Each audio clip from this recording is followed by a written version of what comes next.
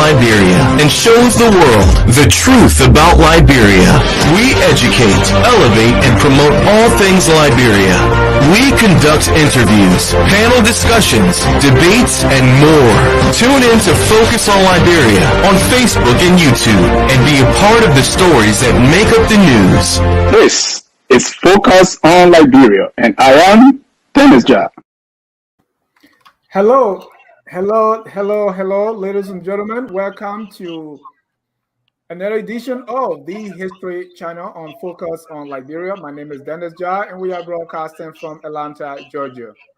In tonight's edition of the Liberia History Channel, we're going to be continuing our series on the presidents of Liberia.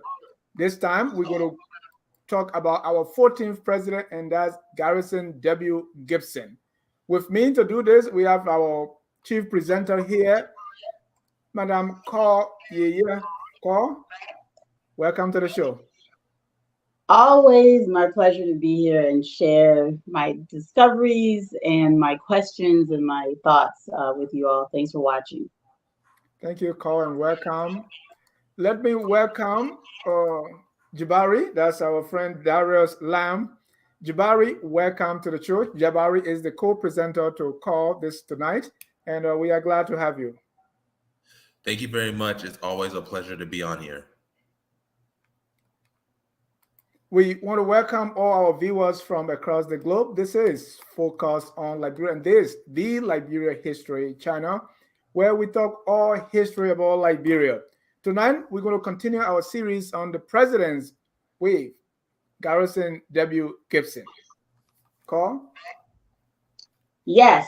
So we are going to talk about G.W. Gibson, and usually what format Jabari and I follow is that I do the genealogy. I try to dig into their past as much as possible, find out who their parents were, and then we'll go into his life story. Jabari is going to share that, and then I will round it up by getting into some of the major events during his presidency and how those events shaped the Liberia, helped to shape the Liberia we have today. So it's pretty much the same format with each president. Thank you. Jabari, I like your dashiki. As always, and I got it on the African continent, so it's African made. It's African made, that's what's up. So. All right, so let me bring up our presentation for the day. Yes, that's the Reverend Dr. Garretson, and I underlined Walter. Right away, we're gonna just jump into talking about his name. I call him Walter, Garretson Walter Gibson, and I'll explain why. Because there's some discrepancy with his name, and I think Walter, for me, I'm more convinced that that's correct. There's a discrepancy. He could have changed his name. He could have went by, 3 W's. Maybe he had 3 middle names with W. I don't know. But we're going to look at some stuff. But yeah, he was born May 20, 1832. He died in Monrovia on April 26, 1910. He was the 14th president of the Republic of Liberia. He completed the term of Daniel Coleman in beginning December of 1900, and then he was elected in his own right thereafter. But as we all know I said Daniel Coleman, I apologize, it's been a long day. David Coleman resigned, as you all know, under pressure. We're going to talk a little bit about that too, because Coleman's presidency shapes Garretson Gibson's presidency as well. And Gibson served as Secretary of State, which is basically the equivalent of Minister of Foreign Affairs today in Liberian government structure, under 3 different presidents, including his predecessor. So a lot of people think that Coleman's policies, especially his relationship with foreign governments and internal policies, were what had him removed, and they brought Gibson because Gibson was better, but Gibson was his foreign policy person. So it is a really sticky and weird situation, but we'll get right into the presentation. Right, and you started with the presentation, and there we have our first problem, the name. Yes. Is it G-A or G-E? And then before we even get to the middle name. Sorry about that. I had to try to calm the background noise. I'm sorry, Dennis. Well, you were saying that Yeah, the name here, the Garretson, is it G-E-R or G-A-R before we even get to the Walter that you underline? it's Garretson. It's the way it's spelled is correct. It could, so there's discrepancies with that too, but we'll get into it. Okay. Yeah.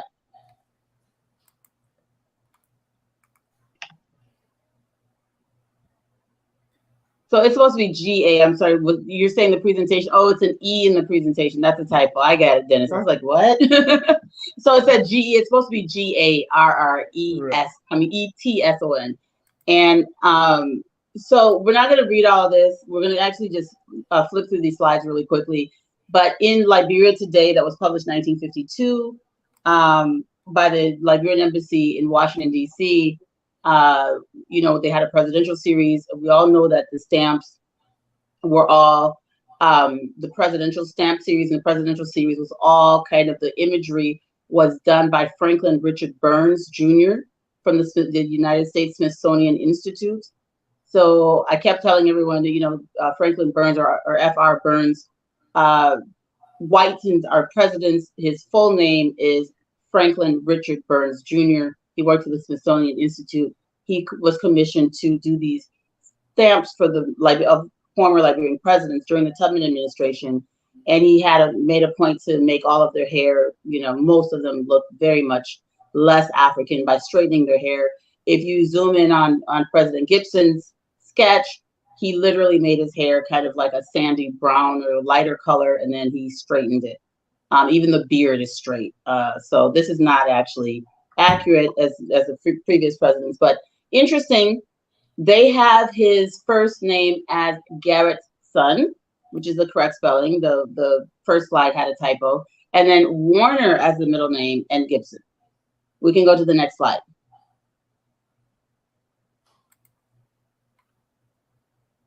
And then the same presidential stamp series now has him as Garretson Wilmot Gibson. The same guy. Same president, yeah. So that was interesting to me, because it's the exact same, you know, group of people that organized the presidential series in Liberia Today are also the same people that did the stamp, which is why the pictures are the same. And many of the textbooks that were used, the imagery of the presidents that were proliferated throughout the society were done by these same people. But then in one instance, they call him Garretson Warner. In the next instance, they call him Garretson Wilmot. Next slide, please. And then the interesting thing here is we have Warner. And this is Frederick Starr's book about Liberia, The Description, History, and Problems, published in 1913. Frederick Starr is someone many people cite in their work about Liberia. He calls him Garretson Warner Gibson also. So that's interesting. Next slide, please. And this is 1913. And then Wikipedia, of course, which is, whenever it comes to Liberia, for some reason, Wikipedia is very unreliable. But I just wanted to pull up, just curiosity wanted me to see what they said. Whoever edited this thinks his name was Garretson Warner Gibson. So I just want to point that out. Next slide, please. And I'm just going to show a bunch of different examples. And then this is T. Wula, published this in 2009. Back to Africa, a Liberian tragedy. Anyway, this book calls him Garretson Wilmot Gibson. Much of the information, strangely enough, in this book is literally lifted from Frederick Starr. So I don't know why there's a difference in the name, but he calls him Wilmot, Garretson Wilmot Gibson. So at some point I was confused. I'm like, wait a minute, you know, why is this happening, you know, in the 20th and 21st century? Next slide, please. Jabari, you were saying something? Yes, and I would like to state further that Garretson Warner Gibson goes as far back as 1892. It's also yes, it does. So, and so does Wilmot. We see Wilmot in the 1890s as well. Let's go to the next slide. So the discrepancy is old. We're gonna see more. But the oldest and most, go to the next slide. Okay, sorry, you're already there. This is the most credible scholars of our generation, which is, Dr. C. Patrick Burroughs, of course, Dr. Dunn. In the Historical Dictionary of Liberia, which is my primary go-to reference book when I need to understand things that are not clear, they're referring to him as Garretson Wilmot Gibson. So this is the official word about what his name is. Now, Wilmot and Warner also go back to the 1890s, but the question is, who is writing about him in the 1890s and calling him Wilmot and Warner? And it's usually publications in the African repository. So some of these scholars are in America writing these journal articles. They've never met him, never interacted with him. Some of them did, but in this particular case, whenever I would see his name written this way, I would look to see who was writing it. And it was never Liberians. Okay, next. So also in 1877, this is Trinity, the Episcopal Church publication, which is published this, and the African Repository republished it. So I just want to be clear that this is from the church. They're calling him Reverend Garretson Warner Gibson, 1877. So that's pretty old as well. Next slide. And then we have the Spirit of Missions, and this is the oldest record I could find. The Spirit of Missions, before he was Secretary of State, before he was a government official, 1855. They said on Sunday, January 1st, Mr. Garretson Walter Gibson, Colonial, was admitted to the Order of Deacons. The ordination was held in St. Mark's Church at Cape Palmas. So they published his name as Walter. The church, we got the church. Now. So the church raised him and educated him, really. Right? The church filed for his paperwork to go to the United States to study. So the church record, in this case, in my opinion, not only is it the oldest, but it's probably the most correct, just because this was where he did all of his education. He basically lived his entire, you'll see when we tell the story, his entire life was around the church. Next slide, please. At this point, we got three middle names for him. We have, the W representing three names, and I'm just basically showing them, and I'm giving my opinion. Right. You can call him Warner or Wilmot. I think he's Walter. Right. And I'm explaining why I think he's Walter. You don't have to agree with me, but based on all of these discrepancies, I just think the church record is the most credible, because that was his life was centered around St. Mark's in Cape Palmas. That was where this is how he was educated. These are the people that brought him up, that taught him essentially how to read and write. Right. And that's what I was kind of emphasizing, that we have in Monrovia, we have the school G.W. Gibson. So his name, G.W. Gibson or Garretson W. Gibson, is very popular. And now we, according to what you've shown, we have Warner, we have Wilmot, and we have Walter. And you said the Walter is the oldest record, and it comes from the that I could find. It's the oldest. The oldest we can go back is as far back as in 1854, and that's during the Episcopal Church Convention, and they mentioned Walter.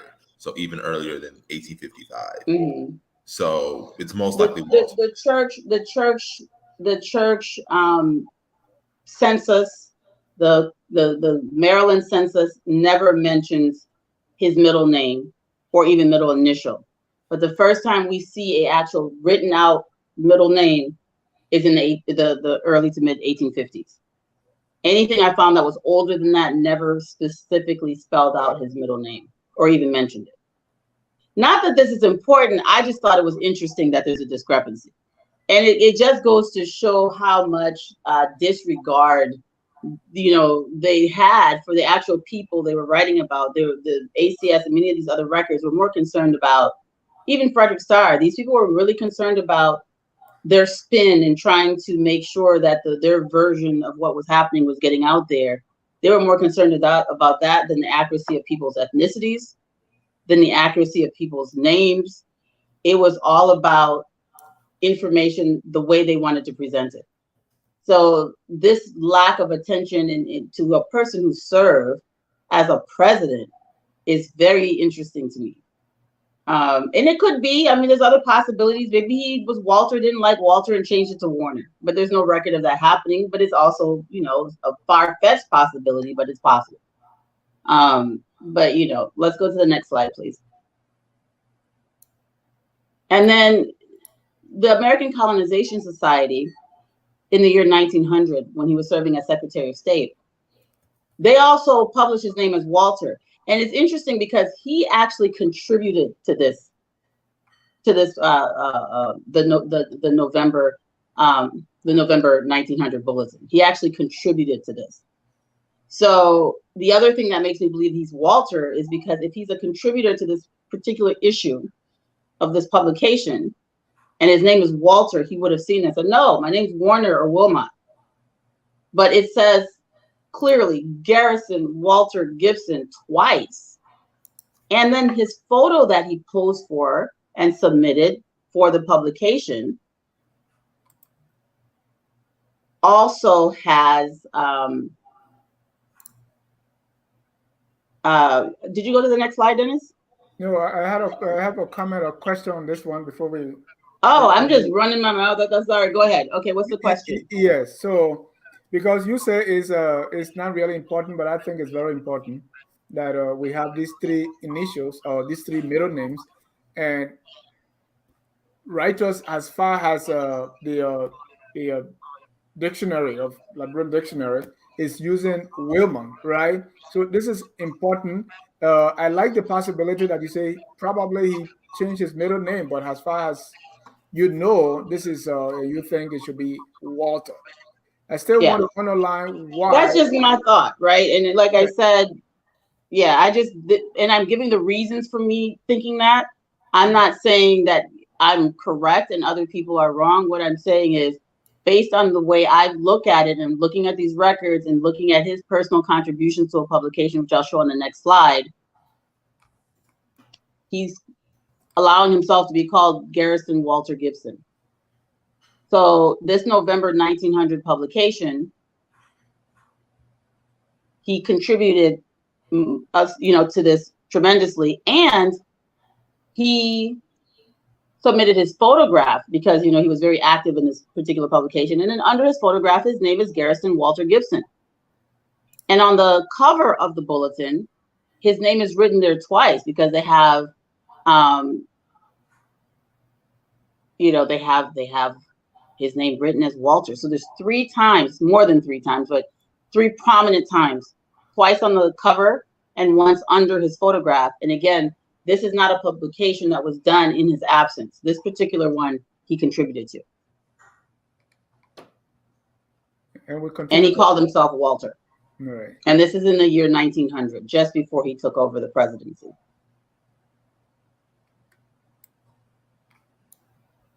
So before we go to the next slide, we can skip over it. So that's clear? Yeah, before we go to the next slide, the question of why is always, coming up. Why would we have, Wilmot and Warner? Possibly he might have changed his name or people just made mistake. Why would there be discrepancy about somebody else's name? Carelessness, right? So it could be many things.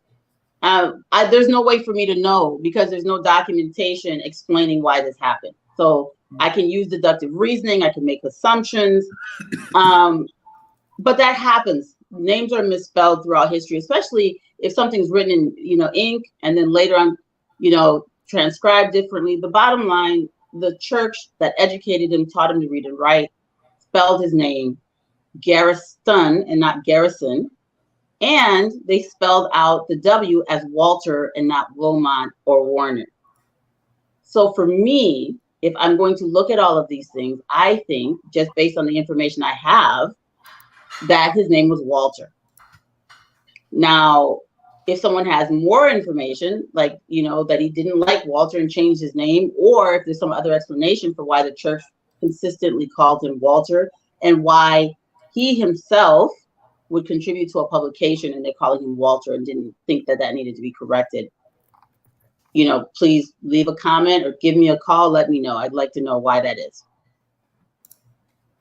And one thing I would like to say is, it's curious, you know, Wilmot Blyden, Edward Wilmot Blyden, the W for in Blyden's name is for Wilmot.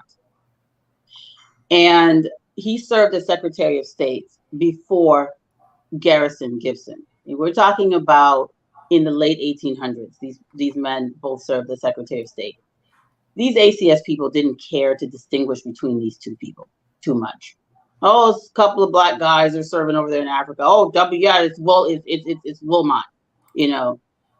That's and then Warner, Walter, you know, oral pronunciation of names with accents, it could change. There could be any number of explanations for why the name, you know, morphed into something else over time.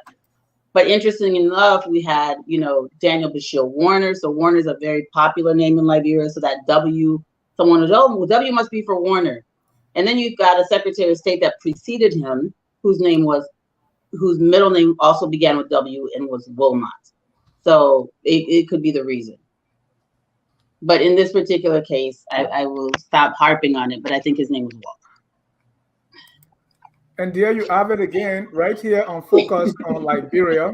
What we're saying is Garretson W. Gibson, Garretson Wilmot Gibson, Garretson Warner Gibson, Garretson Walter Gibson, and the best guess, I'm putting forward now, and Cole is saying this. She believes should be Walter, and she gave the reason. And if you are watching and you think otherwise, please don't hesitate to drop us a line. This is what scholarship is about. Yeah, and that's really unscientific.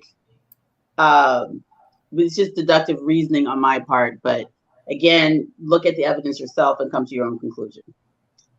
So now we're going to get into his genealogy.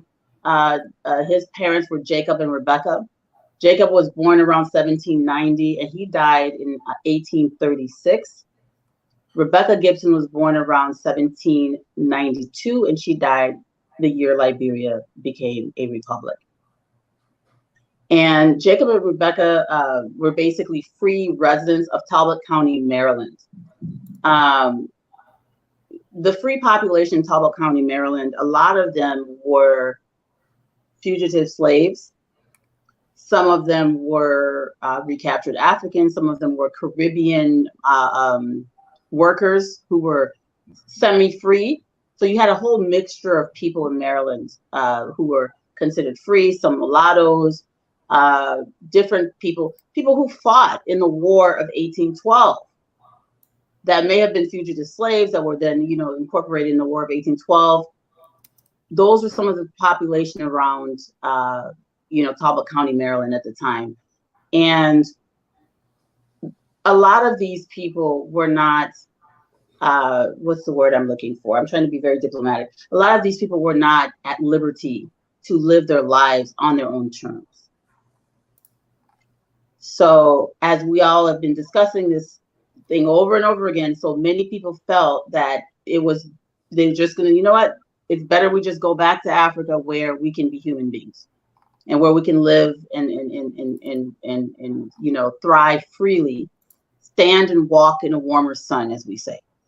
And so basically, Jacob and Rebecca, according to most of the record, they immigrated to Liberia with their children together. They're supposedly a married couple. Supposedly, and I say this because something else happens and I'm like, wait a minute, what is he talking about? But they went with their children, Joseph, Henry, Samuel, and I highlighted Garrison's name, Mary Ann and Louisa, And then there's a niece named Ellen Gibson, who they also took. The Gibson family departed from Baltimore on the schooner Harmony on June 28, 1835. They arrived in Cape Palmas 2 months later on August 23rd, 1835.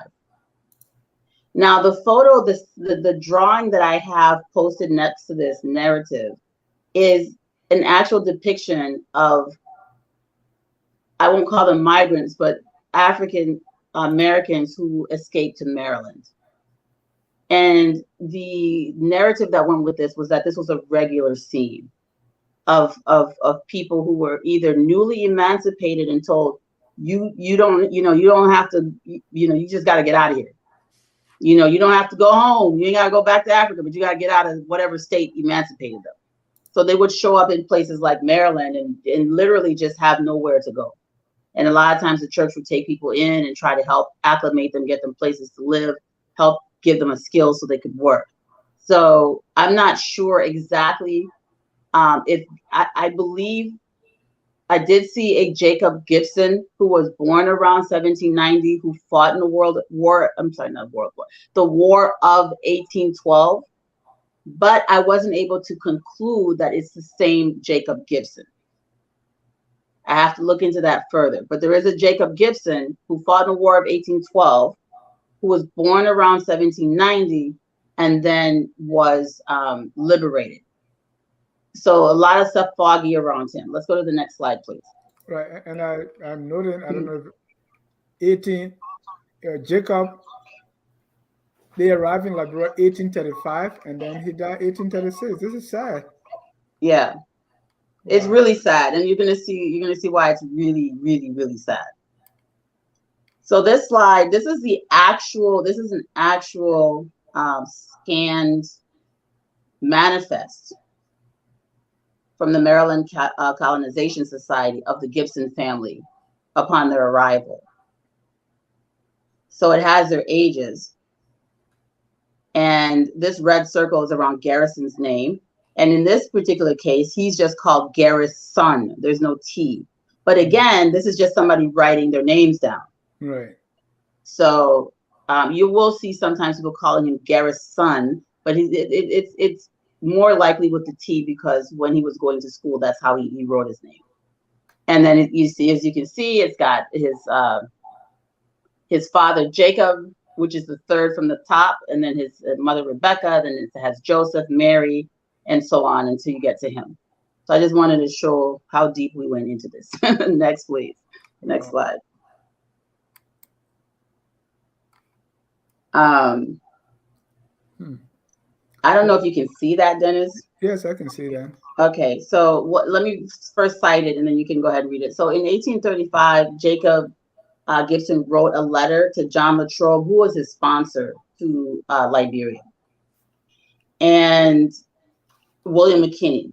And they're both officers of the Maryland Colonization Society. They were both basically all for Black repatriation to Africa. They didn't think free Black people belonged in the United States. They were trying everything that they could to rid the United States of the people who built the country. And he would basically wrote these two people requesting their assistance in freeing his children. Not the rest of his children, but his children. And I don't know if you remember that episode where I was saying they would sometimes put people together. The church would just put people together. There'd be like a woman who was a widow, or there'd be children who didn't have parents, and they'd say, okay, we're going to make you guys a family unit and send you to Liberia. And so I'm not saying that that's what happened in the situation, but it's very strange. The letter is strange. Mm-hmm. Go ahead and read. Yeah, let's read it. That's Mrs. LaRope and McKinney. Dear sirs, we arrived here 23rd of the present month after a pleasant voyage of 56 days. We touched at Monrovia, the capital of Liberia, and remained there 4 days. The Captain Pascal was kind to us throughout the voyage, and it would be well if you would employ him in future. I can say that I have realized all that I expected. The soil has the appearance of being good. The climate is pleasant, and altogether our prospects are flattering.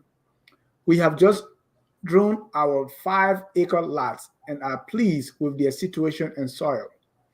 The log house which we now occupy and which has just been built is comfortable and pleasant. My children will go to school to Mrs. Wilson, it being nearer to us than the school at the Cape. We have a good church, and Mr. Wilson preaches for us. I will be 10,000 times obliged to you if you will make an effort to get my children free and sent out to me. Neither of you perhaps know the pain a father feels at being separated from his own offspring. I was disappointed in getting a whipsaw here. They were all sold. If you will send me one by the next expedition, it will be esteemed quite a favor, and a few wrought nails of a large size would be very acceptable. The whole of our company are satisfied and pleased. I hope you will go in the cause of colonization. I look upon it as the cause of God and hope of benighted Africa. Yours very affectionately, as Jacob Gibson. So the thing that really struck me, he does refer to them as his children. So the children that were still in slavery are those other children? And how long would he have had to start a new family, yet he still has actual children on a plantation? The whole thing is there. The narrative in the story is very strange. He's talking about the pain of being separated from his children. I mean, did he have another set of children, or were those his actual biological children, and then this family was his adopted family? Because a lot of times these children needed caregivers, and so they would just pair them with a family. Yeah. So it's a big question that somebody needs to look into. I don't know how much time people have to do that. I wasn't able to conclude on it, but I just think it's an interesting question. It could be that he had another set of children that were still in slavery. The other possibility is that those were his only children. These other children and his wife were a union created by the church and the family created by the church, as many were. We do have records of them doing that, putting people together and sending them off to Liberia as a unit. Because if you're a widow and you have children, you need a husband to help you, take care of your family. And so that was one of the things that the church would do. Yeah. Yeah. And with this letter, he died in the following year. Man, this is painful.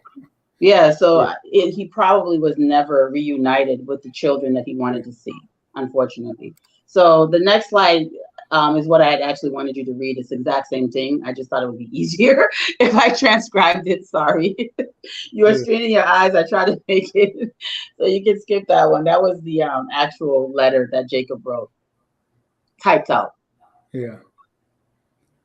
And I wonder how they got to how they got to Cape Palmas instead of Maserati. Why they traveled that far? Was it the Maryland Colonization Society was different, remember? So Maryland didn't even become a part of the Commonwealth of Liberia. So at this point, there's a Commonwealth of Liberia. Maryland is not part of it.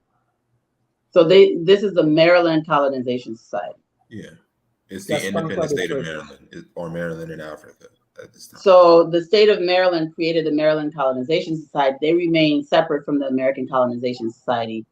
And they also didn't become a part of Liberia until, until really the French started giving them help. And then they needed to join Liberia to strengthen themselves. Part of, the reason we lost so much to Ivory Coast, because they were more vulnerable without being part of the rest of the country. So just really quick, it was a good question, Dennis. All of these settlements along the coast before 1835 were independent of each other.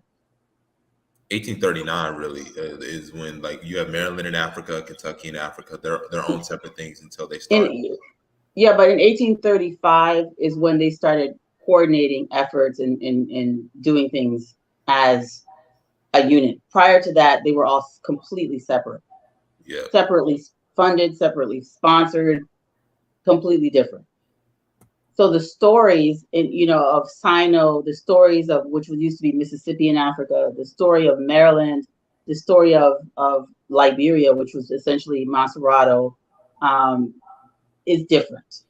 You even had the New York Colonization Society. I mean, you had different things going on. You had the British Colonization Society as well, early on with Edina in Edinburgh as well. So that's not talked about as well. Exactly. So the British were also repatriating what the British would say, their subjects into Liberia. And some of the conflict we talked about when we're talking about Coleman were these British repatriates that were living in the area. Because remember, this is not a country. This is one of the reasons I keep telling people Liberia 1847, because it's not a country at this point. It's just little pockets. And really, all of these different colonization societies are establishing these settlements on top of old slave factories and forts, like areas where they were barracoons for slavery in the past, along the coast, along the mouths of these rivers, all along there. As they conquer trade town, they take it over, they start settling there. So most of these little settlements on the coast were commercial hubs for illicit human trafficking. When they shut those places down, then they start to settle and set up shop in those areas. And that's part of the reason that the settlement is set up the way it was along the coast. It's the same thing that happened in Freetown. Freetown used to be the Sierra Leone estuary, Freetown, all those areas used to be slave hubs. Sherboro, where they originally settled, used to be a slave factory. And when the British stamped that out and liberated that area, that's why they were initially in 1820 given Sherboro to settle. So most of those little land spaces along the coast that people were occupying were slave factories that had been shut down.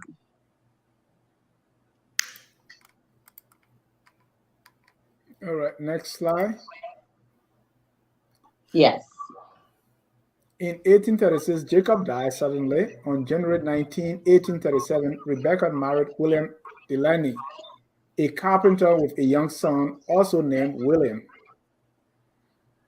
William does not appear in the record after 1838, and by 1840, Rebecca is listed in the census as a widow again. So I have a picture, a snapshot of the census. So it says January 19, 1837, the Reverend J.L. Wilson, basically he's marrying Mr. William Delaney to Miss R. Gibson. So that's Rebecca Gibson marrying Mr. Delaney.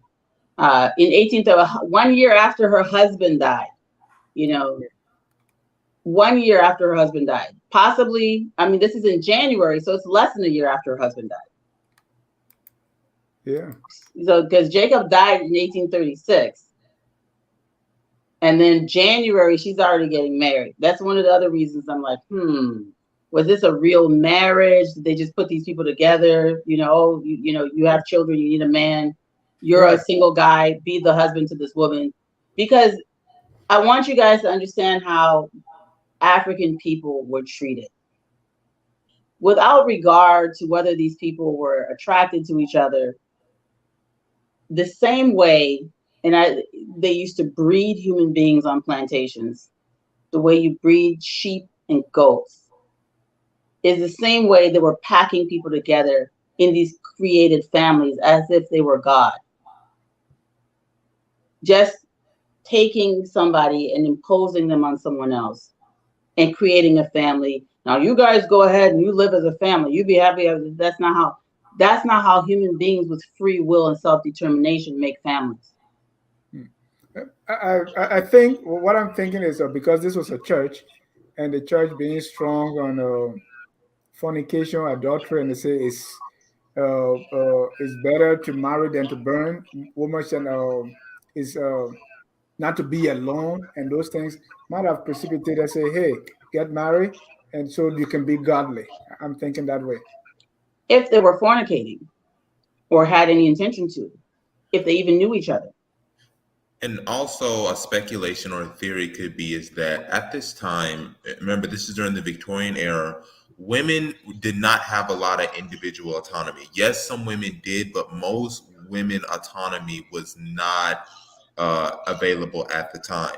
So oftentimes for survival, they would marry off to some older man or some grown man because they really didn't have a lot of economic mobility or a lot of mobility. Remember, this is the Victorian period. We're not talking about women being able to have stuff in their own names. They have to have it in their husband's name. So there is that as well to factor in. That's a theory that I think as well. And this man, William Delaney, dying 1 year later. I wonder he was older. We'll never know. Did you see his age anywhere? He was only 2 years older than Rebecca. Okay. So he was born in 1790 and she was born in 1792.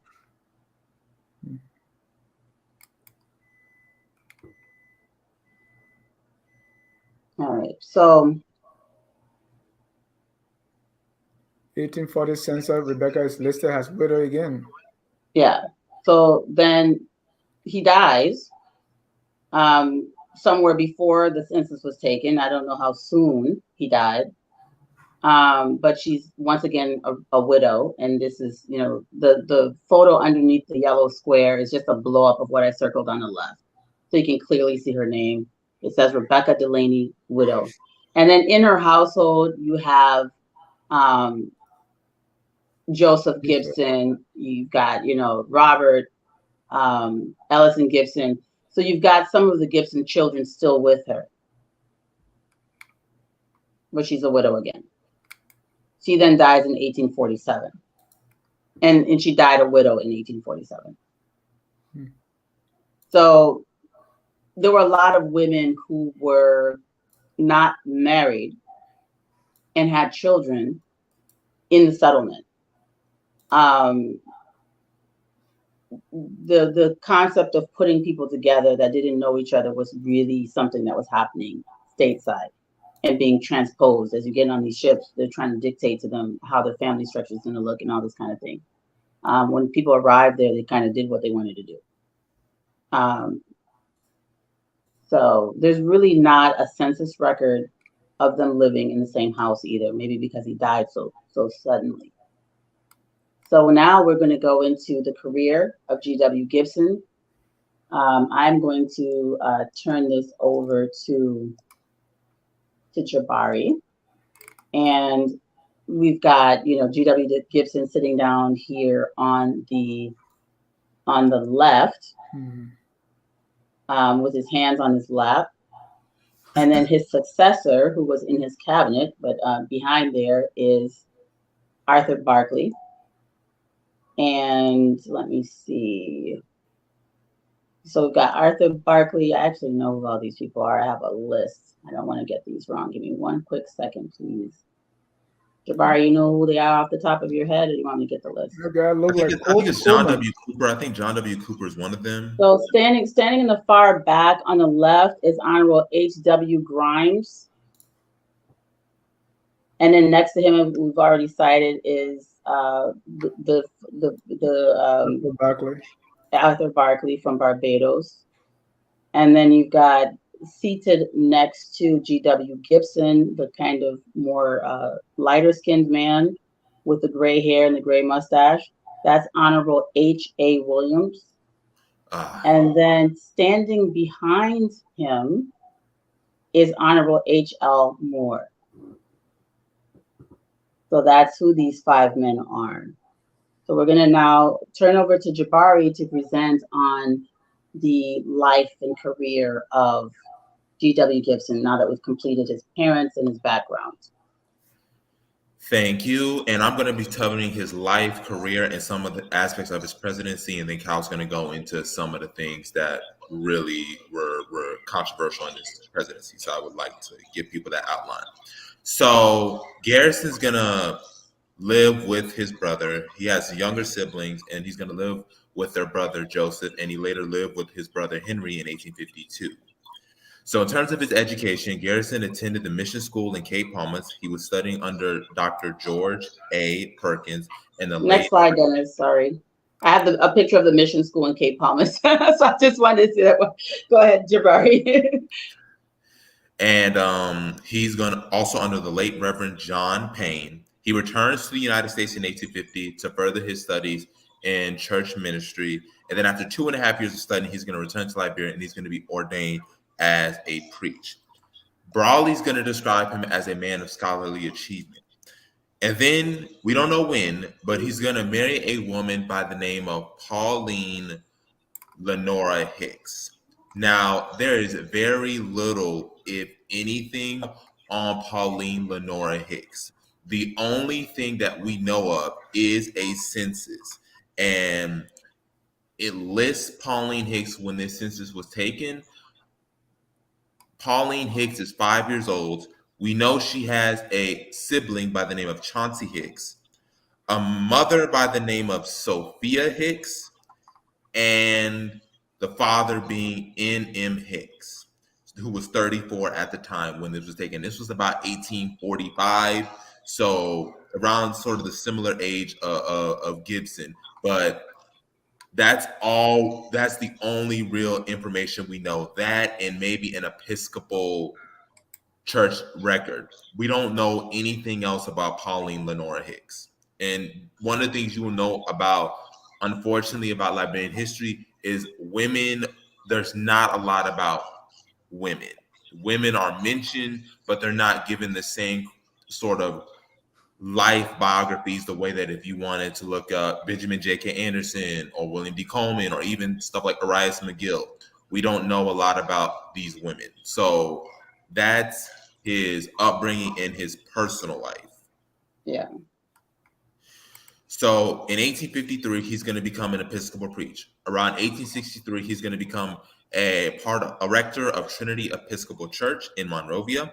In 1878 to 1883, he's going to be Secretary of State under President Gardner. Now, this is the beginning of him working as a Secretary of State, which he's going to spend a lot of time of. He's going to have a lot of treaties and documentation as Secretary of State. So in 1880, go ahead. Sorry, Dennis and Jabari. So when he started being Secretary of State, talking about treaties, I want you to talk a little bit more about, you don't have to go into the details of the treaties, but just talk about how most of those treaties had to do with boundary issues. Yes, so most of these treaties have to deal with marking where Liberia's borders were at the time. So, of course, the one that we've talked about is this territory in northern Sierra Leone. You also have what's going on in the Kavala River and also what's going on in northern Liberia as we're approaching Lova County, Nimba on the border of Guinea. So that's what we're talking about as well. We're also talking about economic agreements with different European countries. Great Britain is going to be the most well known. So those are the type of treaties that we are talking about. Boundaries and commerce with European powers. This is mostly strictly European powers. From 1883 to 1887, he's going to lead the Board of Domestic and Foreign Missions of the Protestant Episcopal Church in Cape Town. He's going to have pastor duties at St. Augustine's Church. He's going to be a chaplain of the Senate, and he's going to be Commissioner of Education under President Roy, Payne, and Johnson. So he's a very religious man, and that shows that a lot of his life was centered around the church. So then again, in 1890 to 1894, he's going to be Secretary of State under President Cheeseman and then eventually Coleman. And during this time, again, you have the boundary issues going on as well. At this time, also, Liberia is going to sign an extradition treaty with Great Britain. Though people are not aware around this time, they're also going to sign an extradition treaty. He's also going to become a professor of moral philosophy at Liberia College. And so there's that slide before of Liberia College, Dennis. Did you see that? There's a slide of Liberia College. If you go back, that's it. So that's how Liberia. That's the mother of the University of Liberia. That's how it started. Mm-hmm. Sorry, go ahead. I just wanted, since you're talking about him being a professor of philosophy, I wanted to make sure that we're. Yeah, and he's also in 1890. He's also going to become president of Liberia College. So he's not just a professor. He eventually becomes the president of Liberia College. And then from 1904, he becomes the president, with his vice president being Joseph E. Somerville, and that's when he reaches the what we call the apex of power in Liberia. He's also going to serve as an assistant minister at St. Mark Church and a principal of Mount Vaughn High School. And once again, that describes his career. So the presidency. So we all know that during this time, he becomes president after Coleman resigns, because Coleman becomes very unpopular within circles of the Liberian government, such as with Arthur Barclay, Daniel Lee Howard, Charles D.B. King. So Coleman is going to resign, and Gibson is then going to become the president. Now, also, there was no vice president. That also needs to be clarified. He becomes president because at this time there is no vice president. So you have the president, then the vice president will take over. But since there's no vice president, we got to go to the Secretary of State, and that is Gibson. So he's going to complete Coleman's term, and he's going to elect to serve as president from 1902 to 1903. And then what happened to the vice president? You said there was no vice president for Coleman. He died. So the vice president under Coleman is going to die when Coleman resigns. So he doesn't have time to really pick a vice president. So he goes, the Secretary of State becomes the president. So it's really a perfect storm, if you will, for Gibson. Everything follows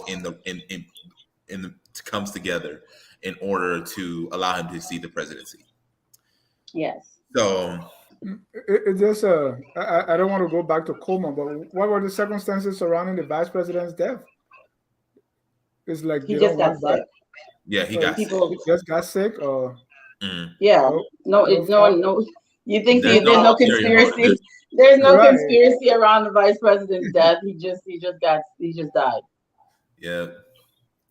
And so, to give people another overview, is he's very unpopular because of the measures that he takes with dealing with some of the conflicts.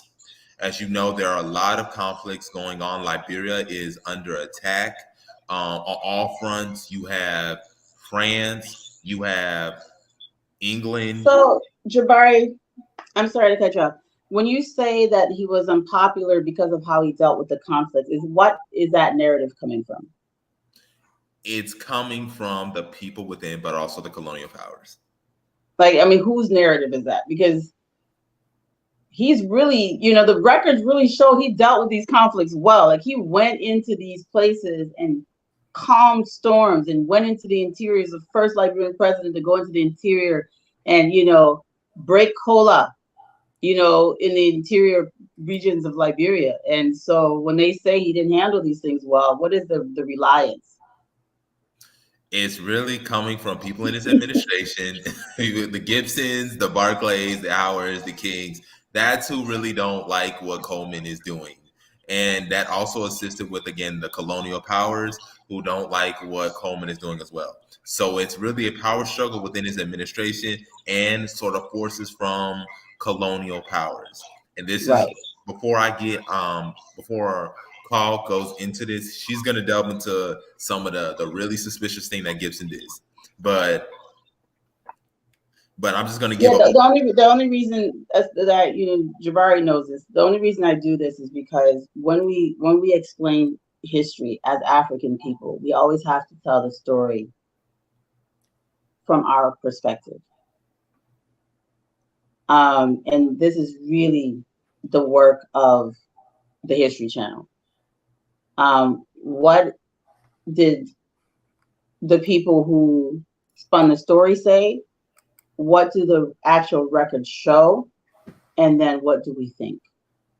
So in this particular case, I don't agree that Coleman handled the conflicts poorly. The conflicts were contrived, and they were intentionally done to break Liberia so that they could take over the country. So we established that in the last episode. So the fact that we still have a country, he handled it pretty well. because the intention was to take over the country and colonize it. Yes, and there have been numerous reports of them trying to carve up Liberia, and basically what they were planning to do, they were almost planning to do what we would basically call here in America a Native American reservation. They were going to give a tiny little slim for the free Black population and whoever wanted to live there, this sliver, like I'm talking about just Monrovia and maybe like a few other settlements.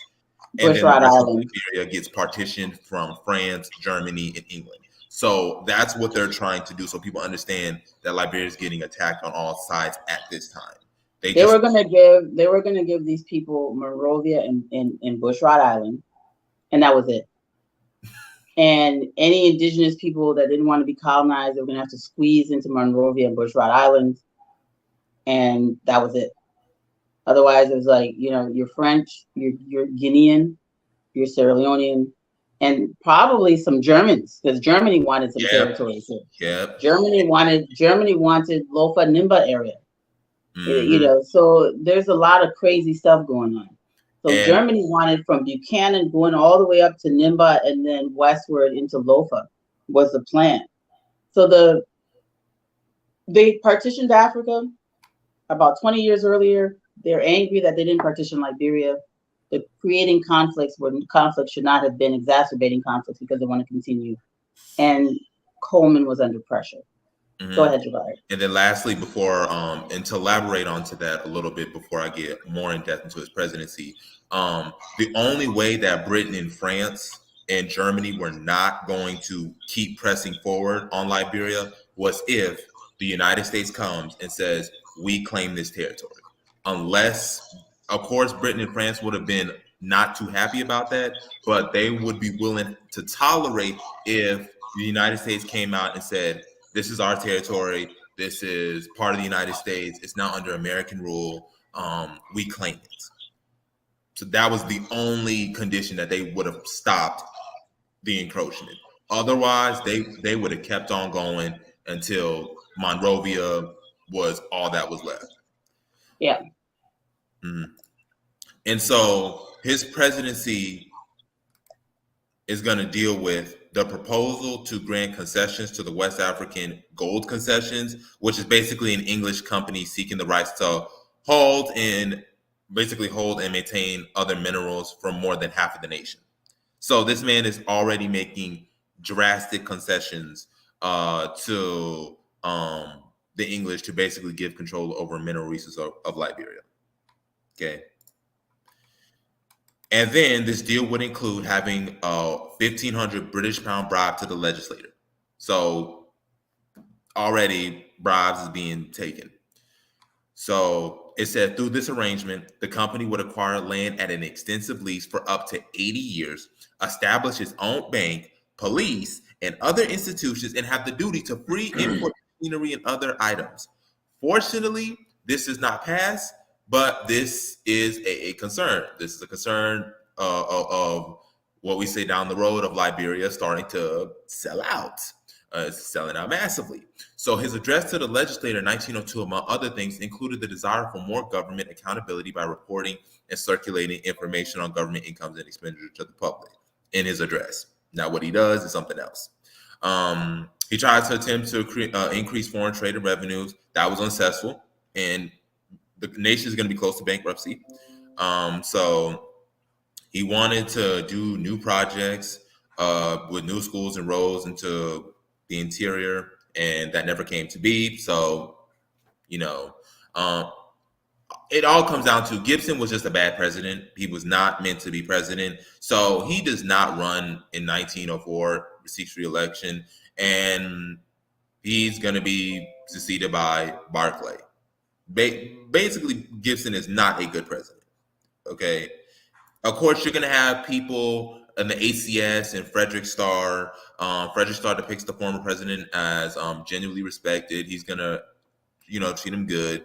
But he's not a good president. And then after he goes into the presidency, he's still involved in the administration, but he's going to be basically working with the U.S. He's going to stop in Berlin on their way to Washington. And then he's going to meet with President Roosevelt. and then Secretary Taft, William H. Taft, requesting aid to Liberia, and then that's pretty much it. And of course, there's a brief thing from the ACS to his legislator in 1902, but that's pretty much it. Give presidency. Now, she's gonna go into some other dirty stuff that Gibson was, and just shows that he's just a bad leader. He wasn't meant to be president. He's just a bad leader. He is the blueprint for what will become the buffoonery that is Charles D. B. King. He is the blueprint. It goes building up. It goes south, but there's still pockets He's the building up of when we ultimately climax to that level of buffoonery. Yeah, but there's still pockets of resistance. Interestingly enough,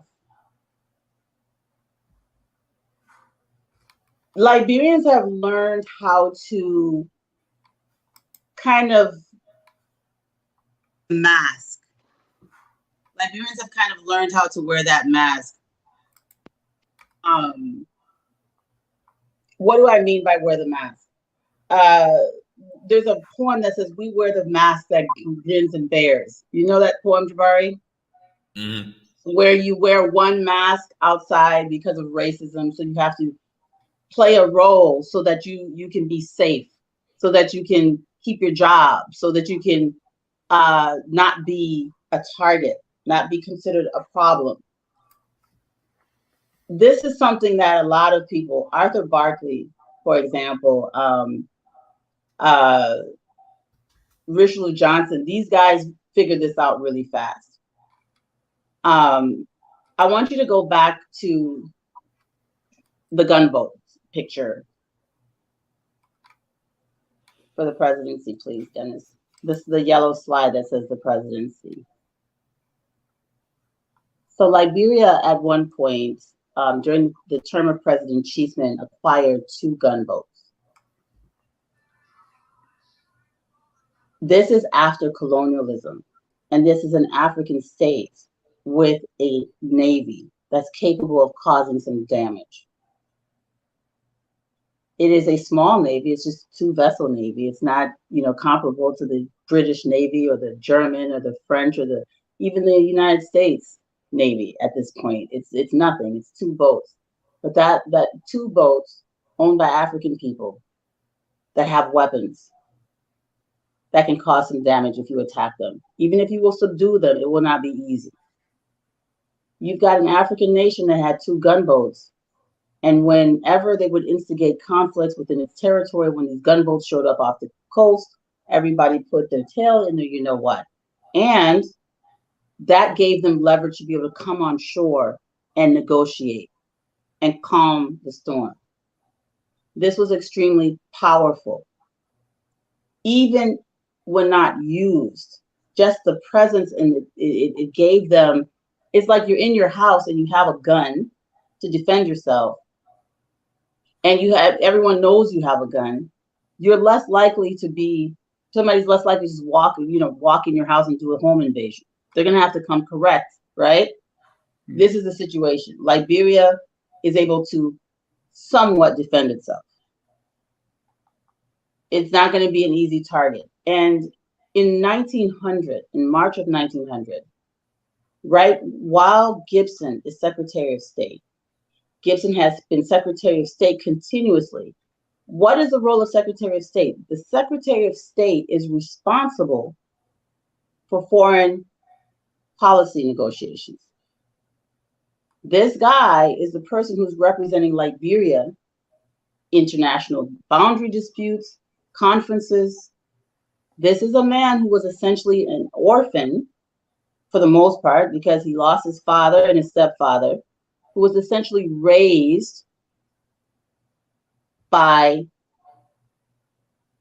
missionaries who also espoused some pretty strong white supremacist ideology,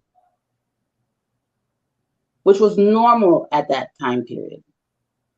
that was just a prevailing thing. Oh, you people are not, you know what it was. I'm not going to repeat the mindset of the people, but just think about this. So his entire worldview is shaped from a position of inferiority, and that his only importance and relevance is the fact that he was saved, he's a Christian, his proximity to Europeanists, being raised and educated by them. So this is his whole consciousness, essentially. His worldview is their worldview. He feels extremely lucky to have been part of this church. When he's foreign minister or secretary of state, which is essentially the same thing, he is submissive to the idea that them allowing Liberia to even keep any of its territory is a blessing. Oh, well, thank you so much for letting us keep some land. This was his whole submissive role the entire time he was Secretary of State. Was he wrong for doing this? Maybe not, but that is what he did. Which is why much of our territory was ceded, because it was always a situation where kind of a pandering posture. Right. In March of 1900,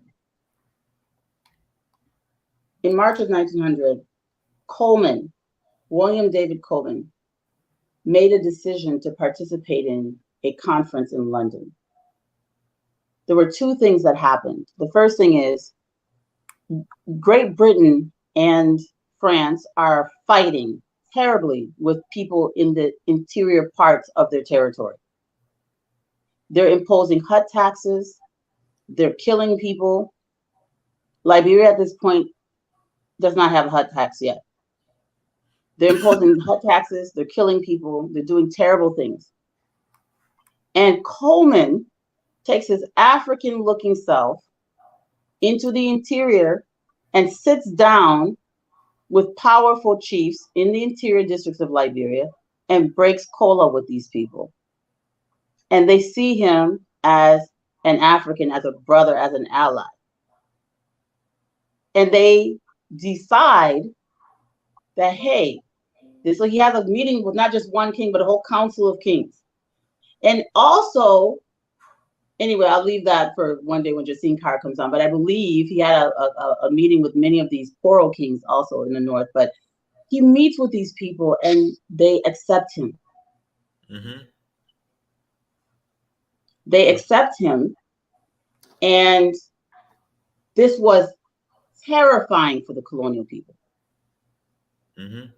Because, wait a minute, now the Liberians, these uppity, westernized Negroes on the coast, are building strong alliances with other people who are against imperialism and colonialism.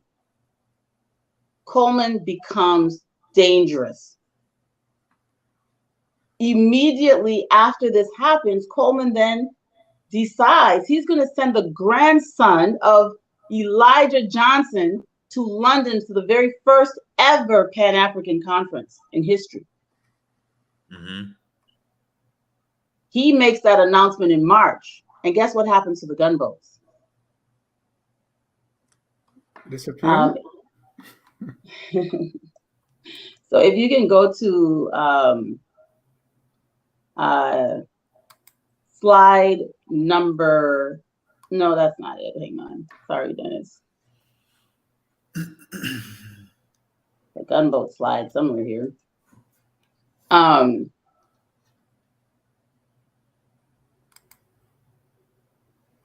Anyway, so basically they sink the gunboats. And they sunk, okay, here it is. It's the slide number 25. So there was no regular, so Liberia really doesn't have, there's no frontier forces yet. We only have militias in the country. The really only military apparatus Liberia really has are these two gunboats. And then a few militiamen, which are basically just armed citizens. who, it's not really organized into a well-set military yet. So there's no regular army, only the small militia, and the only two war vessels that they had, these two small gunboats, the Goronoma and the Rocktown. March of 1900, both of those vessels were mysteriously sunk. The same week that he announces that he's sending Johnson to London to head a delegation for the very first Pan-African Conference.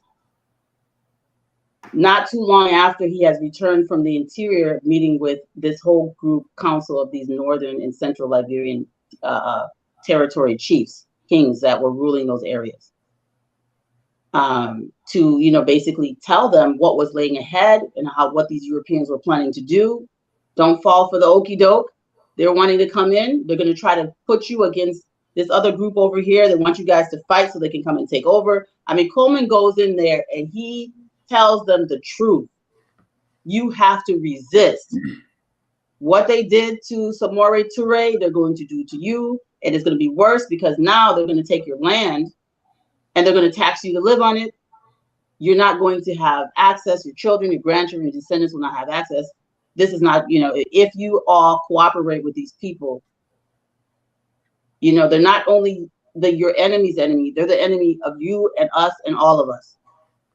That was his message to these chiefs, and how the plan for Liberia, and how, all of these things. The world has changed. We need to unite. That was basically the message. So this is the one of the publications that I found on the disappearance of the gunboats. And I'm very confident when I say that these boats did not sink by accident. Dennis, please read. A whole navy lost. 2 boats at naval. The Liberian Republic had a navy consisting of 2 vessels. The Rocktown, a steel gunboat, rigged, has a fore and aft schooner, and having 1 smokestack. She was 100 feet long and 20 feet beam, was said to be able to steam 12 knots, and mounted 1 gun-pounder quick-firing gun and 3 machine guns. And the Goronoma, a steel gunboat, 98 feet 6 inches long, with a displacement of 150 tons and an estimated speed of 12 knots per something max. I can see that clearly. Consisting of 1 gunpowder quick-firing gun, 1 3-pounder quick-firer, and 2 brass saluting guns. The Goronoma was built at Belfast in 1892, and the Rocktown was launched at Rotterdam in 1894. These vessels, which cost about $140,000, have been destroyed. The Rocktown having been sunk in the harbor of Monrovia on March 10, while the Goronoma was capsized in the St. Paul River, where she was going to be overhauled. There was no regular army, only the small militia and Liberia's only war vessels. 2 small gunboats, the Goronoma and the Rocktown, were lost in March 1900, the latter being sunk in the harbor of Monrovia and the former capsized. So this is interesting language. They have been destroyed. They didn't say there was an accident. They're not talking about there was a fire on board. They're not saying that they ran into a rock. They're not saying that, it was some kind of, foolish navigation. They said they've been destroyed. These boats cost, these black guys had these vessels with all of this power. They had all of this power. You're talking about machine guns, and, you had 12 knots. These things could move for that time. I mean, that's pretty much nothing now, but we're talking about 1900. And these were new vessels, 1892 and 1894. And so 8 and 6 years old. These vessels were 8 and 6 years old. They weren't old. And they intentionally, someone as the article says, destroyed them. Conveniently at a time when Coleman is like doing what Coleman was supposed to have done, which is be the president and lead his people in unity to stand up for themselves. So when people say Coleman wasn't popular, I'm like, with who? So it is out of this that he is now being forced to resign. This is the background. This is where the pressure comes in. And we probably assume it's the British that did it because the British have the capability. They have the most powerful Navy at the time. We can probably assume this is the British Navy that sinks it. Exactly. You know, again, that's an assumption. We don't have evidence, but I do know that it was not an accident because it just doesn't make any sense. And even the newspapers reported at the time, they didn't report it as an accident. So somebody did something. They didn't want to say who did what, but it was really, they were literally rejoicing when this black country lost its only defense against itself. Because this is nobody else on the entire continent of Africa, not Abyssinia, not Haiti, nobody else had this. So then what happens is, and mind you, these gunboats were controlled by Liberia, unlike African militaries now that are basically controlled by European nations and the United States. Basically, the G8 controls our militaries now, trains them, arms them, controls them. That wasn't the case here. This is the last time in Liberian history that a foreign power does not control our defense capabilities. With the sinking of these two gunboats and the coming in of G.W. Gibson, Liberia will never again control its armed forces, or it's never again. After this, it's always foreign powers arming and training and controlling. So when we get into the next president, we're going to talk about how the British tried to take over Liberia by creating a militia, creating basically a frontier force and putting their own people in there and then trying to overthrow Liberia through a frontier force they created to defend Liberia. So that happens after Gibson leaves. But I just wanted to give this backstory that these gunboats being sunk in the month of March in the year 1900, this is the last time that Liberia was self-determinant on its own, arming itself and defending itself. As weak as it was powerful. And I'll also say briefly, once those two gunboats are destroyed, Monrovia is going to be very exposed, and that's going to come down in later terms when foreign powers start to bomb the city. Monrovia has been exposed ever since then. This is the last time that the Republic of Liberia was able to defend itself of its own strength with the sinking of these gunboats. So we can go to the next slide, please.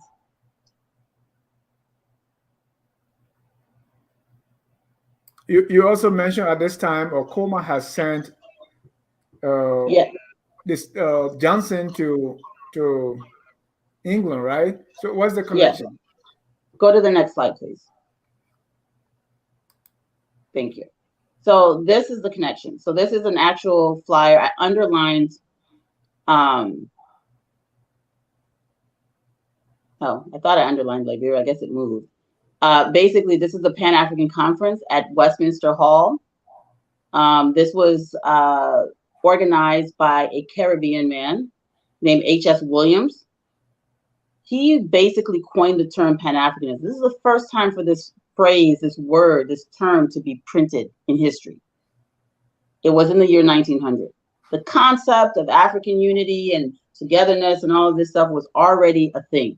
I mean, we told you that, William David Coleman had gone into the interior and espoused Pan-Africanism to these chiefs. This was powerful. He had to go. I'm not sure why they didn't kill him. They just sunk the boats and ousted him. But Pan-African Conference, he's now sending Elijah Johnson's grandson to this conference.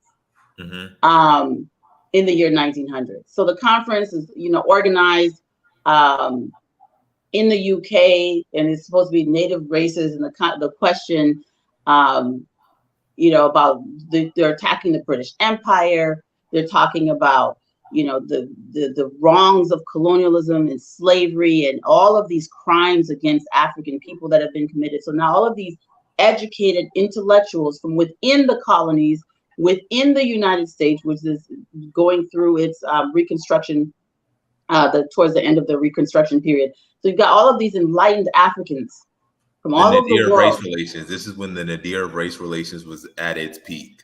And then you even have Abyssinia, which was become the Ethiopia, called Ethiopia later. They have sent delegates. India sends delegates. I thought that was amazing. India sends delegates. India's like, yeah, we're African too. We're suffering under British colonialism too. And we're Black too. We're going to this conference, So India even sends delegates. And the thing about the Pan-African Congress, briefly before I get in, is you have the grandson of Elijah Johnson, but you also have the first former lady show up at the Pan-African Congress as well, of Joseph Jenkins Roberts. She's going to be there as well, which at the time is remarkable considering women in the Pan-Africanist movement. She was also living there at this time. So we'll go to the next slide, Dennis. So this isn't about Coleman, but the reason I'm harping on this conference is because it explains why and how, and it shapes G.W. Gibson's presidency. G.W. Gibson was the antithesis of William David Coleman. So if you can read that for me, please. The Pan-African Conference was held at Westminster Town Hall, not far from the British Parliament, in July 1900. The discussion focused on slavery, colonialism, racism, all forms of oppression against African people worldwide. Frederick Eugene Richelieu Johnson, a grandson of Hilary Johnson, attended on behalf of Liberia and delivered a fiery speech about economic liberty and self-governance. Yes. So that should say a grandson of Elijah Johnson, son of Hilary Johnson. Grandson of Elijah. So he's the son of President Johnson, Hilary Johnson, and the grandson of Liberia's patriarch, Elijah Johnson. So that is an error. So he gave this fiery speech. He's talking about economic liberty. I mean, EFF, Economic Freedom Fighters South Africa, 2023, they're talking about economic freedom. This man in the year 1900, carrying the DNA and the fire of Elijah Johnson, is in London talking about basically economic freedom and political freedom. Self-governance. Wow. Self-governance. And colonial powers are still fighting, waging violent, brutal wars against African people and committing genocide in Namibia, committing genocide in the Belgian Congo, forced labor camps in Sierra Leone, in Ivory Coast, in French Guinea. You have the British burning down villages in Nigeria, in the Aro Confederacy, in Europe. You have the war with the Ashanti in Ghana. You've got, this is the same period where Ashanti, where they broke all the men in the Ashanti Empire. The Ashantis were the powerhouse of that region. They were the slave traders. And these British crushed them and all the men cowered. And Ashantewa had to say, hey, if you, the men of Ashanti, will not go forward, then we, the women, will. We will fight these British men. We will fight them. And they did. That's how the women took arms and shamed the men into joining to defend themselves. The Ashanti of Ghana today owe the fact that they still have a throne to sit on to Ashantewa. But this is the stuff that was going on. They were fighting Africans, and here is this grandson of their nemesis that they tried to erase from history, standing up and inciting people against imperialism. This is Liberia's legacy. So, of course, you know, they get rid of him. And they force him to resign. And his Secretary of State, which is essentially his Minister of Foreign Affairs, G.W. Gibson, takes over. Gibson takes over, and Gibson, the arrow's pointing to Gibson there. So G.W. Gibson, you know, there's all the, you know, the militia guys there with their guns. There's no frontier forces yet. So these are all just militia, you know, random militia guys. He's got his Masonic brothers. He's got his, you know, other government officials all in this picture, all decked out for the pageantry because now he's taking over. And the Western powers are promising them prosperity. We're not going to fight you. We need to be, we need friendship. We need this to be amicable. Coleman is a crazy person. He's a troublemaker. You know, he's going inciting people. If you all want peace, you all want freedom, do not rub us the wrong way. Don't test us. You know, be good little Negroes and don't rock the boat. So Coleman has to go. Now, Coleman being forced to resign, these people didn't hate Coleman. They were not anti-Coleman. They knew Coleman was doing the right thing. When I talk about the mask that grins and bears, it's not that they're telling Coleman, you know what? We hate you. Get out of the presidency. They're saying, my man, you're going to mess around and get us all killed. Please step down so these people don't kill you. Step down. You got to let girlfriend go marry her, because he literally gets, you know, goes and gets married right afterwards. And, you know, he literally resigned and he goes and starts a new life. But they're like, you know, go and get a life, man. Stop trying to save Africa. Go get a life. And you've done enough. It's that incrementalist, gradualist approach. It's the very be so gradual, they're like, brother, you gonna have a nervous breakdown. They sunk those boats. They gonna kill you. They gonna kill all of us. They probably gonna, you know, put us in chains. Man, calm down. Thank you for your service. Get out of the way. So it was more of a conversation like that. So I don't want people to think that these people would have ended. Coleman wouldn't be alive if they hated him. They knew what he was doing wasn't wrong. They just thought he was doing too much of it. You know, Coleman was the Dennis Jah in the Jabari of his time. He's just doing too much. Calm down. Don't get everybody all angry.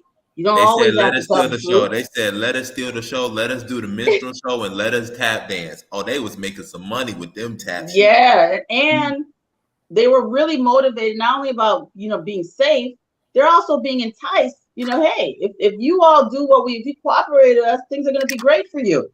Yeah, we'll protect you. You don't even have a way to defend yourselves. Get rid of this Coleman guy, and we'll protect you. We'll be your big brothers, your guardian angels. We'll make sure that your children and your grandchildren and your descendants are all comfortable. But you can't be going up in the interior and frolicking with these savages. They're our subjects.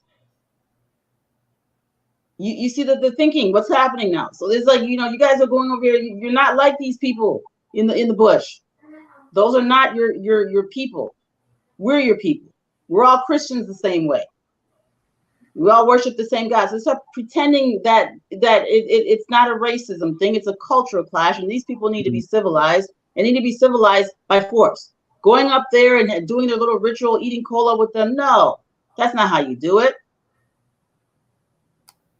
And after Gibson, they started introducing hut tax and trying to teach Liberians to be colonialists. It never happened before that. This is where that change takes place. So Garretson Walter Gibson takes over. And this is an excerpt from his speech when he takes over. Let me see what he was saying here.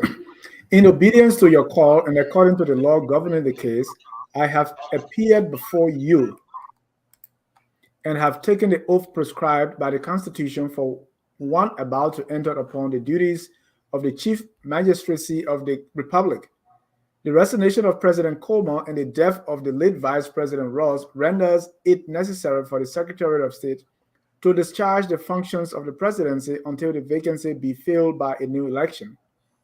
The position so suddenly and unexpectedly forced upon me establishes official relations between us quite different from those which existed for the protracted period during which I have been in the service of the government in another capacity. I trust, however, that the same harmony and good understanding which have marked our intercourse heretofore will continue during the short period I may occupy this post. Garretson Walter Gibson.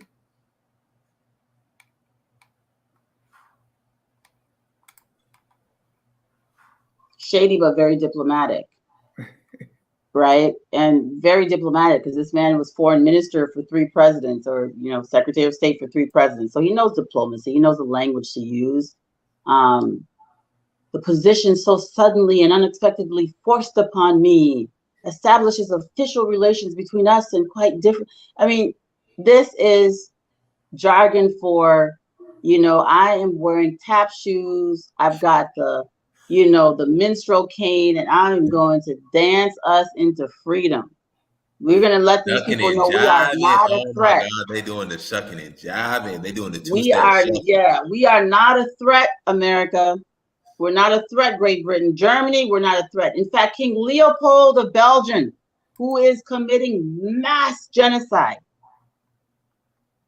Look up what King Leopold did. This guy thinks Leopold is an ally. Next slide, please. Oh, this is a beautiful picture of the executive mansion. And this is the former mansion before. In fact, this was the executive mansion until Tubman came in. Ashburn Street. Yeah. So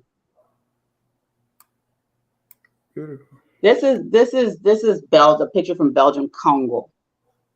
And this picture is all over the internet, but this picture basically depicts a father staring at the hand and foot of his 5-year-old. His child's hand and foot were severed as punishment for him failing to make the daily rubber quota. So he didn't get enough, he didn't cut enough rubber. Maybe he had malaria, maybe he was sick, maybe whatever. They didn't care. They said, oh, you didn't make the rubber quota. They severed the hand and foot of his 5-year-old child. And he literally went mad. He was photographed, and they documented the trauma that he went through. He never recovered from seeing his child's hand and foot being cut off as a result of him not making his rubber quota. This is what colonialism was. Mm-hmm. Leopold literally did not recognize the humanity of African people, and most Europeans at this time period did not recognize the humanity of African people. The extermination of Africans that took place in Namibia to empty the land, the brutal murder of literally millions of human beings under colonial oppression, mm-hmm. Depopulation and murder, mass killings, decimating entire communities because somebody wanted to resist colonialism. This is what was happening around Liberia. Let's really add into that. Congo at this time is King Leopold's personal property. It's not, yes. And everything and everyone inside. It's its personal property. And they are doing like they're doing right there, cutting off people's arms. They're doing medical experiments. They're rounding up people and putting them in camps and pretty much just decimating populations. They're kicking people on the side of hills and laughing and making jokes about it. I mean, this is the stuff that they were doing, and they thought this was cute. They were wiping out species. Animals were starting to disappear off the face of the planet. We're talking about this level of savagery. What they did in Australia, in Africa, in the 1900s, the early 1900s, late 1800s, early 1900s, the mid 1900s was so appalling. It's a show by itself. Yeah. People don't really understand what colonialism was. And I hear Liberians a lot of times say, "Oh, I wish we had been colonized." And I say, "My God, why would you say that?" I'll just put this before we continue on. When you said that been colonized, it's so briefly. Look at our two French neighbors. Look at our two French neighbors, Guinea and Ivory Coast. They were colonized by the French. And when they got their independence, the French burned the railroads, they burned the buildings, they would take out all this stuff. They left the people with nothing. That's what y'all want? They left them with nothing. Burned schools, burnt everything. Nothing was left for the people. And these are populations that were used in forced labor camps. I mean, it's a colonialism meant everyone and everything inside was your property, the property. And so I want you to read this excerpt from Garretson Walter Gibson, his speech. Only a few days ago, a communication in mourning came to him from His Majesty King Leopold of Belgium, conveying the sad intelligence of the demise of his late lamented consort, Queen Marie Henrietta. Expressions of sympathy on the part of the government and people of Liberia have been extended to His Royal Highness, Garretson Walter Gibson. I mean, this is who this guy was. This is who this guy was. And it's not that Liberia did not know. Gibson knew everything that was happening under the British colonies, the French colonies, and certainly he was aware of what was happening in Belgian Congo. The United States was aware of what was happening in Belgian Congo.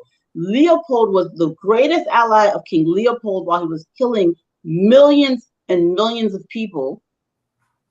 And just Google this. This is public information. The United States was his greatest ally. A couple of years later, Sir Harry Hamilton Johnson, who was a Darwinist and a prolific racist, a social Darwinist, a pseudo-scientist that hated African people. He wrote a 2-voluminous book about Liberia and the Belgian Congo. Why? Because his responsibility was to go in, do all of the anthropological studies, the fauna and fauna, study all the plants and animals and the creatures, which are the human beings. In his mind, he cataloged Liberian people as if he was cataloging creatures. He went in and did this in Liberia and Belgian Congo. And this man's work, while it is valuable, is horribly racist. He's also the source that many Liberians cite as some authority because they have no idea who he was. This is the man that said that Daniel Bashir Warner was mulatto. He's the first person that made up that lie because he didn't want people to think that an African could have been a genius. They referred to the general as being a mulatto. Everybody's referred to as mulatto. Then this man had the audacity to say how the Liberian flag should be designed. It should be black and gold with a yellow line going through it. This man had the audacity. He was a horrible human being. I have his books. They're valuable, but his narrative is not valuable. What's valuable? How well he cataloged Liberian natural resources, our animals, our plants, some things that we no longer even have or that are now extinct. But he was able to meticulously catalog those things. But this is not somebody you want to cite. When you're talking about, you're reading Liberian history, you're writing a book. Oh, Harry Hamilton Johnson said, blah. He didn't care. He went to Sierra Leone before going to Liberia. He took pictures in Sierra Leone, ascribed them to Liberia. I mean, he didn't care. He didn't care. So the reason I'm bringing all of this up, I want to set the context. Thanks for going to the next slide. So while this is going on, while our president, Gibson, is telling Leopold, oh, I'm so sorry that your wife died, oh, great King Leopold, killer of 10 million, or I think it's roughly 10 million Africans who Leopold is attributed to killing in cold blood. And And there's photos of this stuff where he has a whole pile of human bodies. And he's standing in front of a pile, he and his soldiers in front of piles of bodies of human beings piled up because, they needed to be exterminated so they could use their land for rubber. This is the kind of thing that these Europeans were doing. And by Borough of Sierra Leone, was fighting the British, trying to resist British forced labor of his people. The British were coming in and just grabbing their citizens, forcing them to do work on their behalf. Lots of these things were going on. They were imposing hub taxes. The Sherbro king, they were coming into Sherbro, the last true king of Sherbro, the Mende king, all of these people were then captured and sent to the Gold Coast. They were sent over to Ghana in exile right around this time. So roughly a year and a half, 2 years before Gibson takes over, this is what is going on. And please read what Gibson writes. Gibson writes again, I'm glad to be able to inform you that the protocol which was laid before you at the last session, embodying articles of agreement between His Britannic Majesty's government and Liberia, facilitating trading intercourse on the part of British subjects and Liberian citizens on our northwestern frontier, has been accepted by both governments. Arrangements have also been made for a joint commission to demarcate the boundary line between Sierra Leone and Liberia, which work we hope to begin early next year.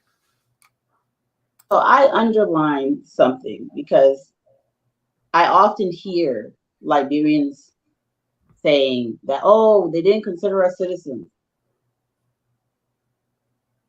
At no time do you see even a man like Gibson, who was completely, his worldview was completely contrary to any sense of African unity and pride. At no time do you see G.W. Gibson referring to Liberians living within the territorial boundary of Liberia as subjects. British subjects,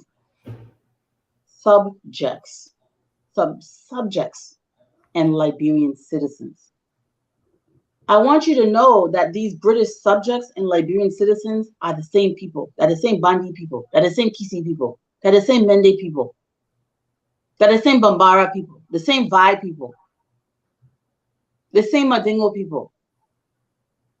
That's the same people. On one end, they're called British subjects.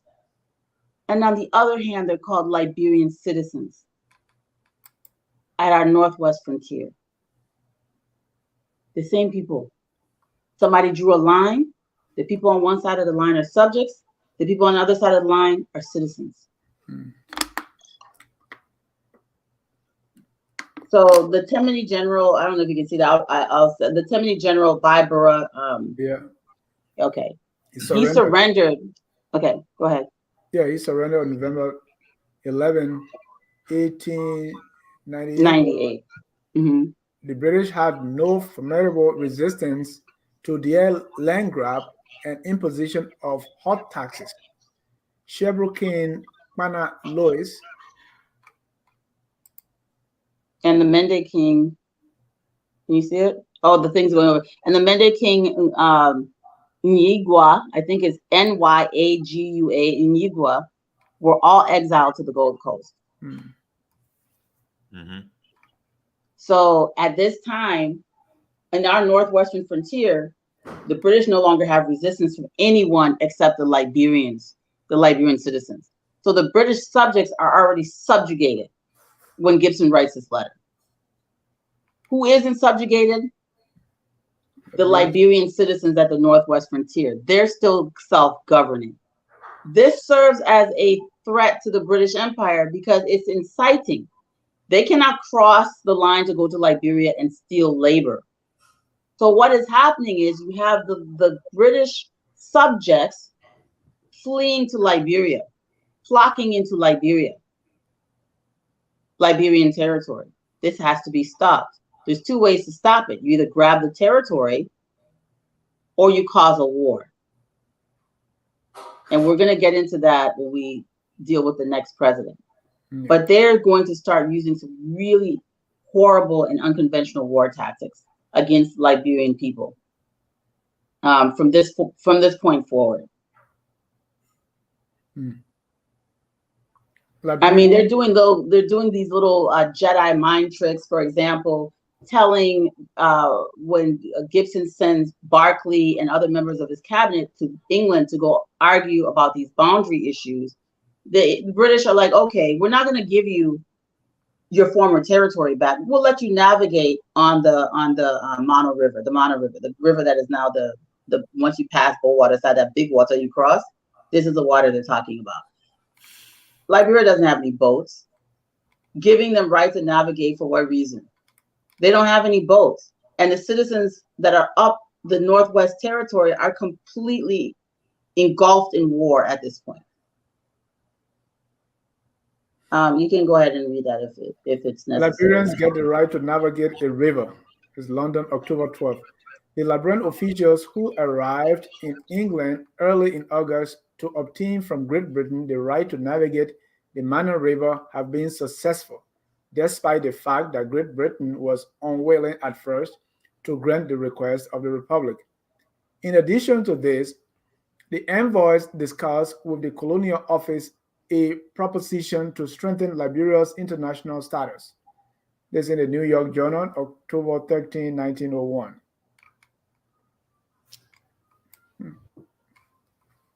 So this was really not this was dumb. It was like, we take the land from, but you can use the river. You can navigate the river. We know you don't have any vessels. We sunk them, but you can navigate the water, which is, ridiculous. You can actually fast forward. I just realized the time. You can fast forward to slide 37, which is the last slide. So Gibson basically serves, he serves until 1904. He doesn't die in office. During his presidency, Liberia cedes more territory, invites upon themselves more outside interference and control over their economic processes. During his presidency, it sets the tone for the influx of more European scientists that come in. You have the beginning of the Harvard medical expedition, which occurs in 1926, occurring right around this time. You've got Americans coming in and doing all kinds of interesting things.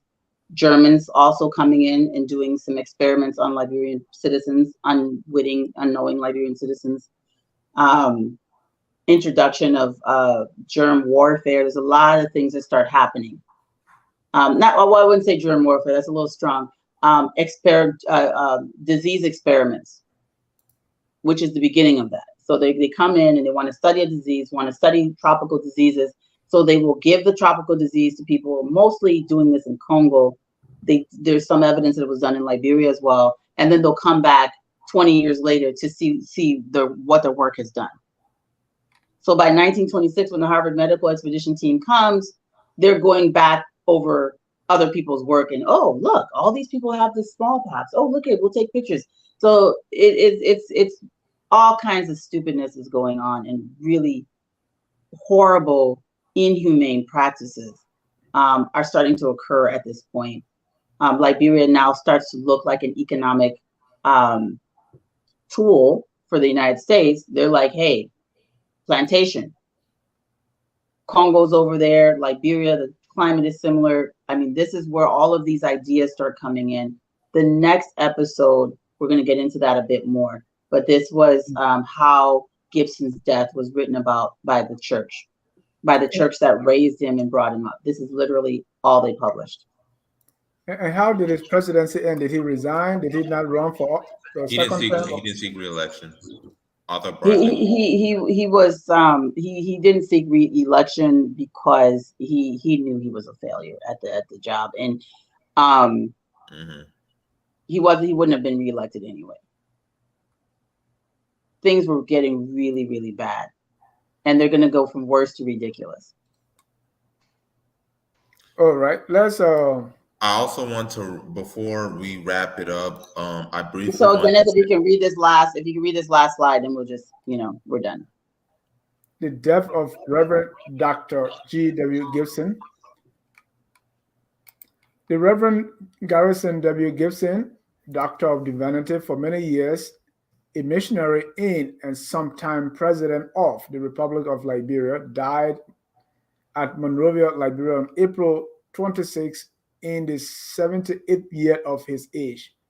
He was ordained deacon in 1854 and priest in 1855 by Bishop Payne, and had for a long time held the professorship of mental and moral philosophy in Liberia College, Monrovia.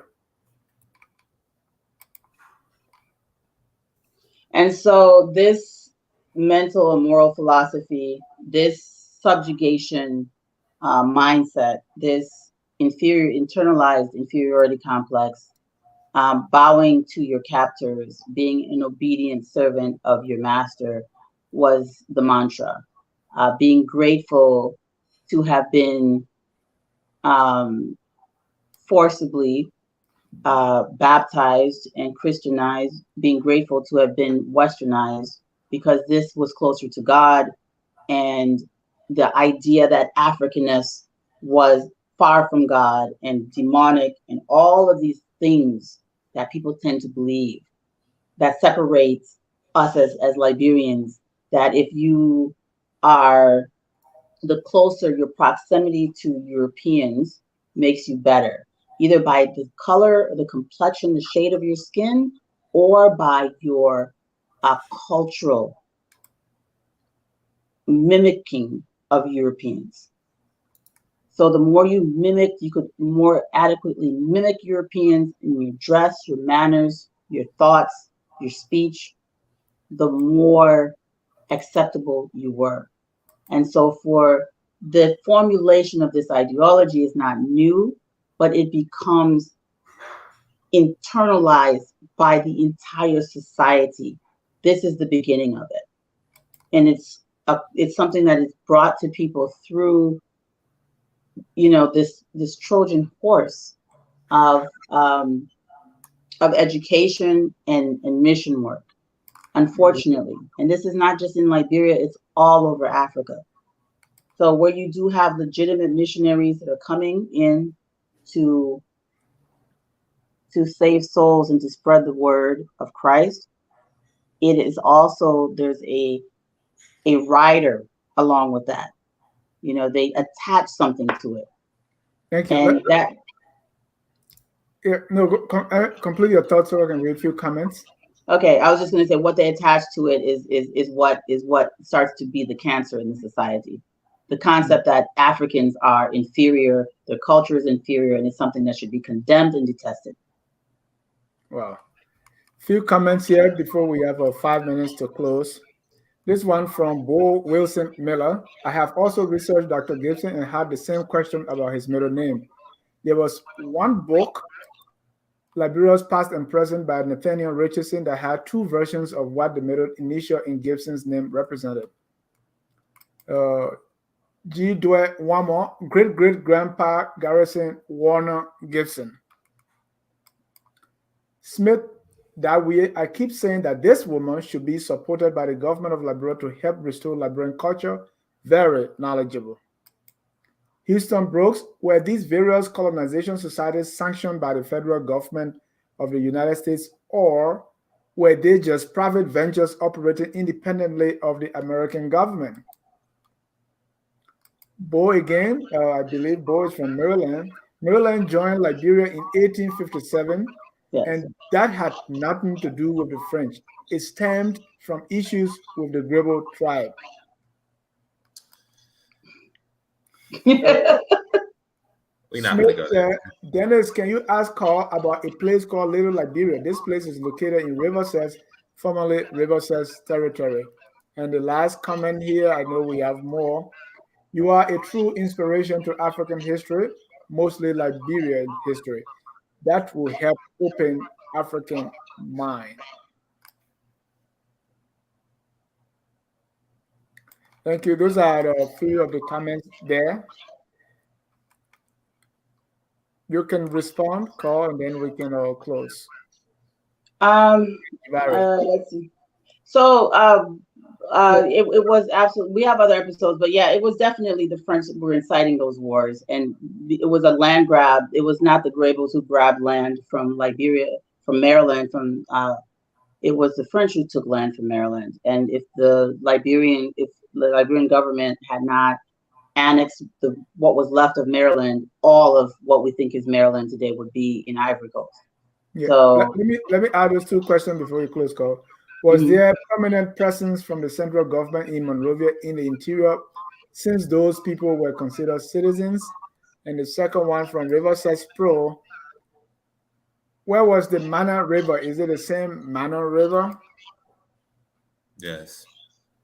The Makinzo River, the Mano River, it's got different names.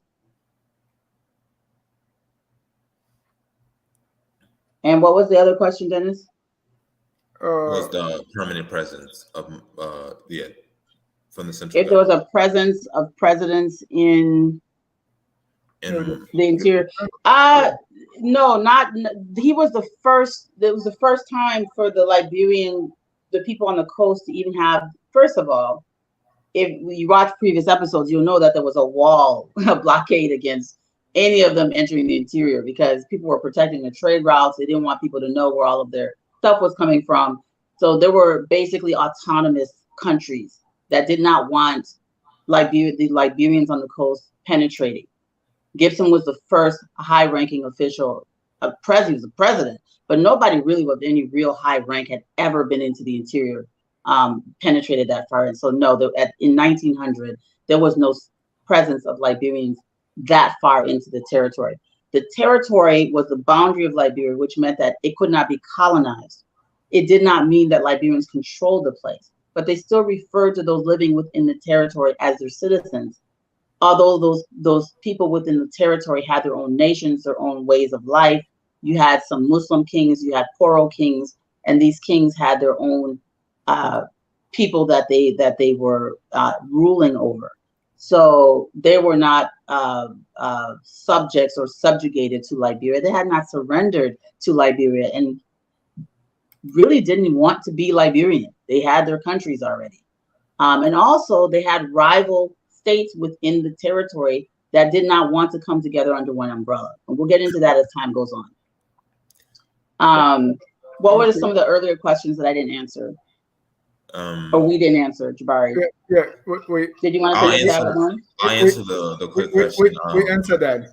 So yeah, we answered the independent colonization. They were their own separate colonization societies. There was not. Oh, someone asked if it was a federal government. These were state colonization societies. So the United States of America is a federation. So states have their own government and they're semi-autonomous, especially in the 1800s. So they were more autonomous than they are even today. And even today, you've got governors that make laws. So you've got state laws. So the states were creating their colonization societies, and these were sanctioned by their states. The federal government was aware of them. The federal government is not the one, sanctioning. They cooperate with ACS, but all of these different state colonization societies were being launched in their various locations. The last comment that needs to be stated to wrap this up is during Gibson's administration, this is going to be the last time when the ACS officially sends immigrants to Liberia. After Gibson's administration, there will be no more immigrants sponsored by the ACS going to Liberia. Right. Last was 1904, and that was 4 immigrants. It was 3 in 1900, 1 and 1, and then 4. So 8 total immigrants really immigrated during this administration. Thank you. Tomorrow at 6, we will have another Hello Pastor comes your way, and I'll be the host. The topic for tomorrow on Hello Pastor is, what does the Bible say about certain things, right? We're going to list a couple of them, including homosexuality. What does the Bible say about that? What does the Bible say about going to church?